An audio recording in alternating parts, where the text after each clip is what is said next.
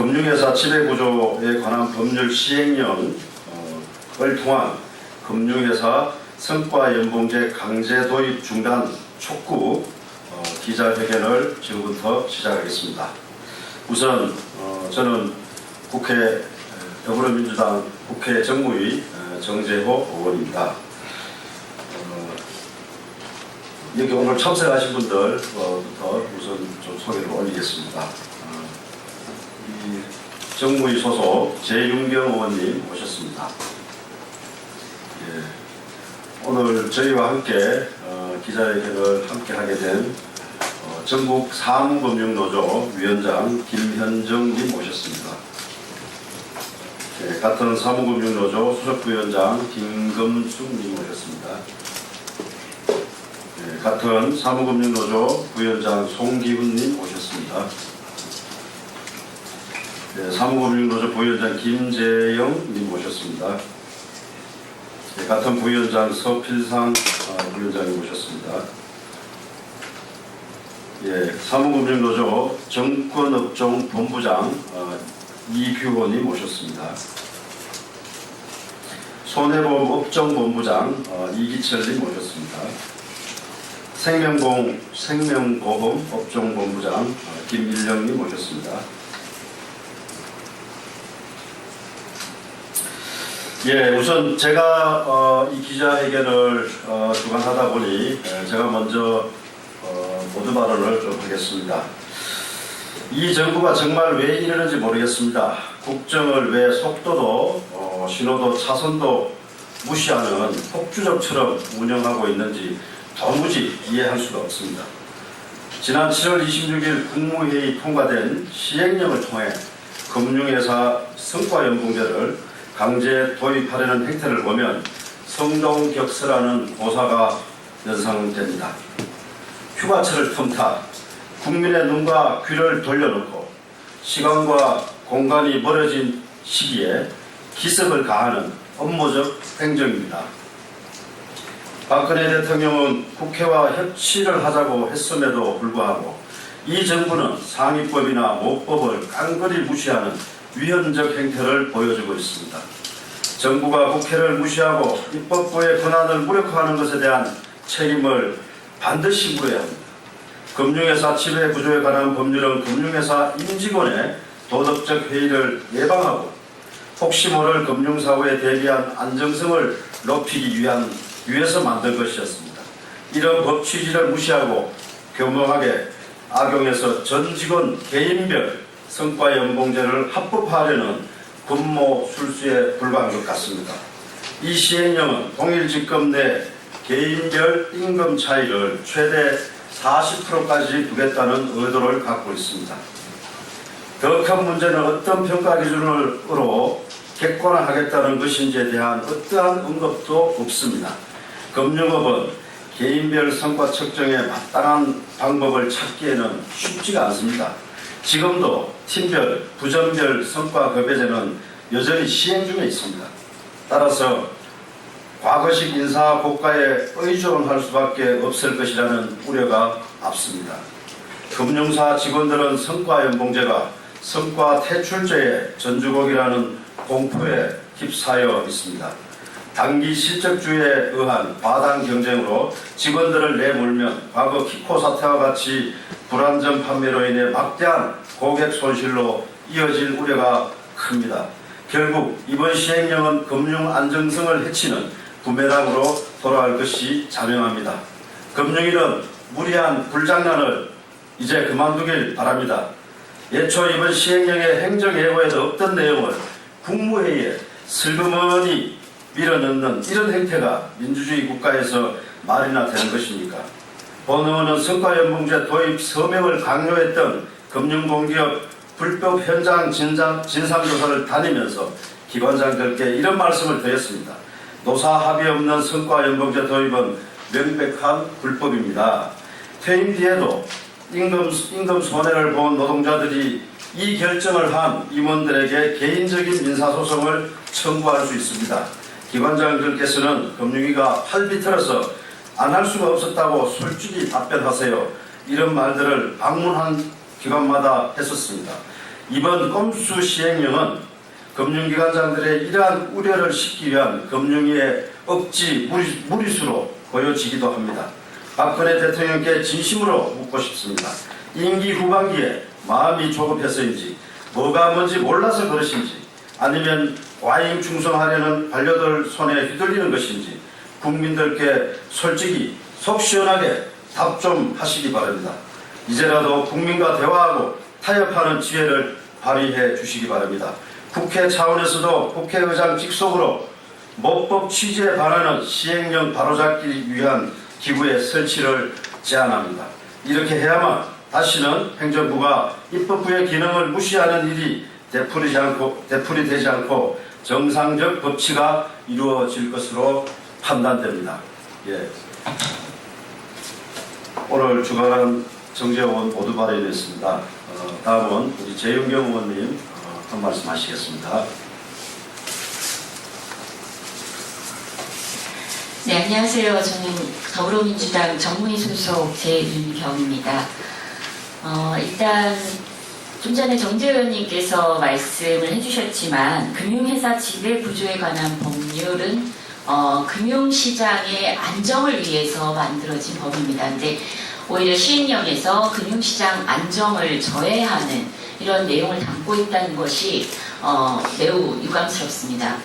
우선 그 금융소비자 입장에서 말씀을 드리도록 하겠습니다. 2008년 미국에서 발생했던 금융위기 또한 금융권에서 사후평가가 이렇게 진행이 되었습니다. 과도한 실적주의가 금융상품의 위험성을 판매 과정에서 충분히 인지하고 그리고 금융소비자에게 금융상품에 내재되어 있는 위험성을 충분히 전달하는데 근본적으로 실패할 수밖에 없었다. 이렇게 지적을 하고 있습니다. 과도한 성과주의는 결과적으로 금융시장에 종사하고 있는 노동자들에게 위협적일 뿐만이 아니라 그 위험이 고스란히 금융소비자에게 전가될 수밖에 없습니다. 우리 사회는 과거 여러 차례 저축은행 사태, 그리고 동양종금 사태, 그리고 키코 사태 등 여러 형태의 금융사고를 지금껏 경험해 왔습니다. 그 내용도 좀 더 자세히 현장을 들여다보면 직원들의 실적 압박에 내몰린 과도한 성과주의, 그로 인한 불안전 판매가 금융사고의 중심적인 요인이었습니다. 그런데 금융위가 금융시장의 안정성을 확보해도 모자랄 판에 오히려 더 과한 실적주의로 금융시장의 안정을 깨는 그런 시행령을 이렇게 졸속으로 추진하는 것에 대해서 더불어민주당은 분명히 반대 입장을 표명하고요. 금융소비자들의 보호를 위해서라도 금융시장의 안정을 지금부터 더욱 면밀히 챙기기 위해서라도 이번 도입된 성과주의 반드시 막아내야 될 것이라고 생각합니다. 네, 이상입니다. 예, 다음은 우리 현장에서 고통 당하시는 사무금융노조 위원장 김현정님의 말씀을 듣겠습니다. 예, 반갑습니다. 전국 사무금융서비스노동조합 위원장 김현정입니다.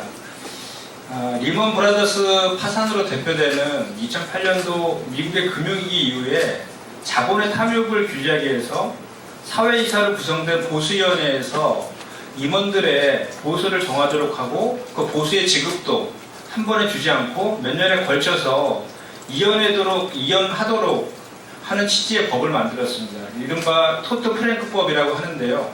우리나라에서도 작년에 이 법을 모태로 해서 만들어진 법이 바로 금융기관 지배 구조에 관한 법률입니다.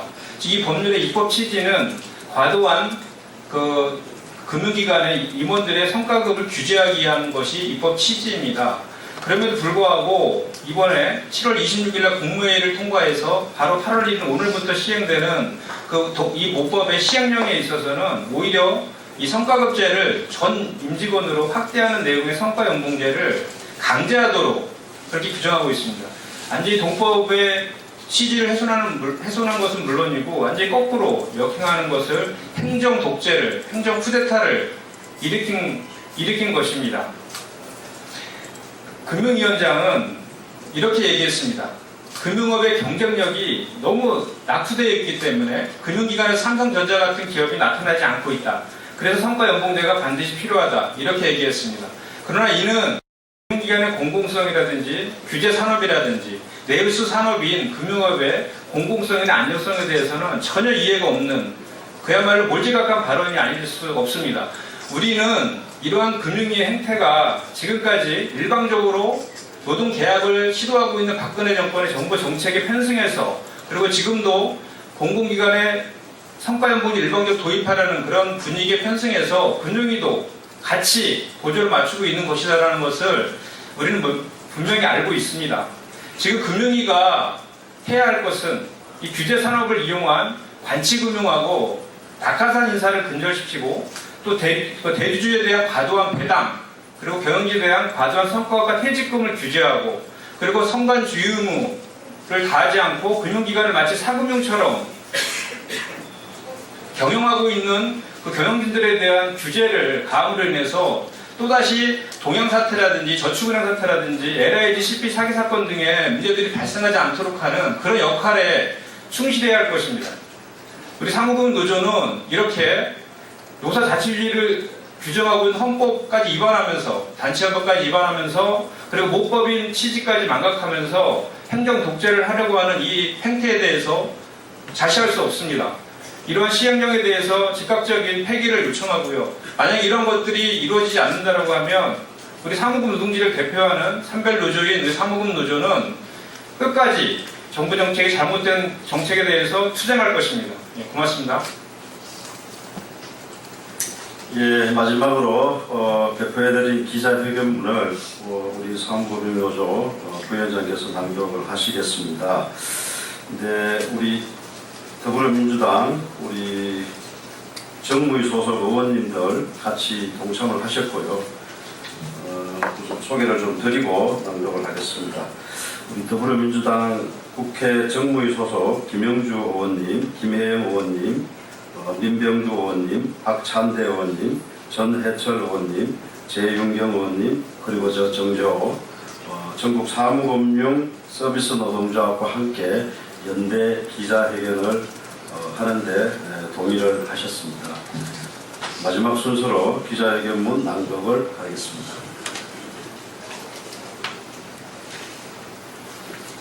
전국 사무금융 서비스 노동조합 부위원장 송기훈입니다. 기자회견문 낭독하도록 하겠습니다.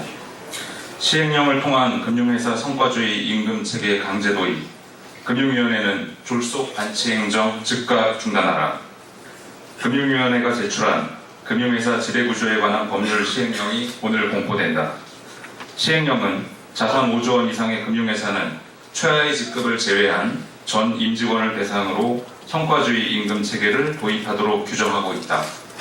행정기관은 법이 위임한 사항을 집행하는 곳으로 법이 정한 범위를 함부로 왜곡하거나 벗어날 수 없다.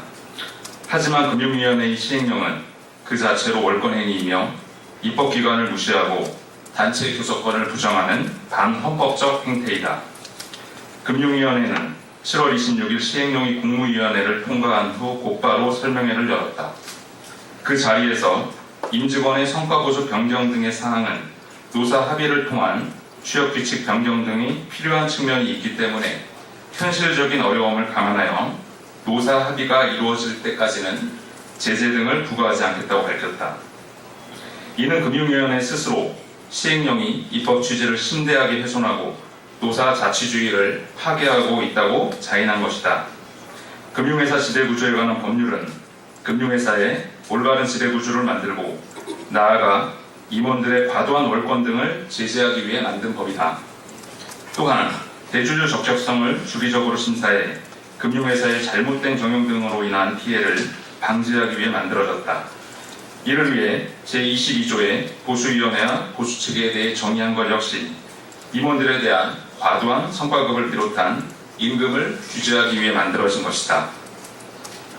그리고 성과주의 폐해에 대해서도 법 22조 2항은 금융회사는 임직원이 과도한 위험을 부담하지 아니하도록 보수체계를 마련하여야 한다고 명시해 임금체계의 안정성을 규정하고 있다. 그러나 금융위원회는 시행령을 통해 금융회사의 직원들이 성과주의 임금체계라는 과도한 위험을 부담하도록 만들었다. 시행령은 명백히 근로기준법을 위반하고 있다. 임금체계는 노동자의 삶과 직접적인 영향이 있는 것으로 노사 간 합의사항이다. 그러나 시행령을 통해 성과주의 임금체계를 강제한다는 것은 노동조합을 무시하는 것을 넘어 헌법이 보장한 단체 교섭권마저 부정하는 행위이다. 지난 1월 22일 박근혜 정권은 행정지침을 통해 취업규칙 불이익 변경을 사용자가 일방적으로 개정할 수 있도록 조치했다. 더구나 성과주의 임금체계 등을 통해 쉬운 해고를 무차별하게 도입하도록 밀어붙이고 있다.